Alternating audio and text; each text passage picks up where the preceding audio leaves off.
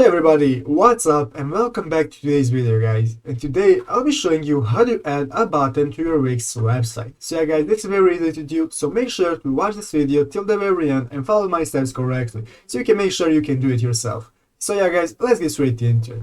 The first thing you want to do guys is open up your dashboard on Wix.com of your website. So guys, after opening up your dashboard, you want to open up your site in edit mode. And you're going to do that guys by clicking this button in the upper right corner called edit site. So guys, go ahead and click on edit site. And as you can see here guys, now this will open up our website in another tab in editorial mode. So guys, you will know you're in editor mode by all the options on the left side of the screen that enable you to edit your website. So to add a button, all you have to do is go ahead and click on this sub option right here called add elements, the big plus sign.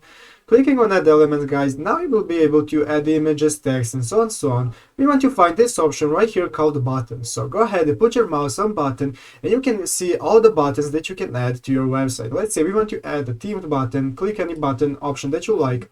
And now guys, you can see it has been added to your website and you can edit it. You can change text and icon, you can change the layout and you can change everything regarding this button, such as link, where it goes and so on, the animation and as well.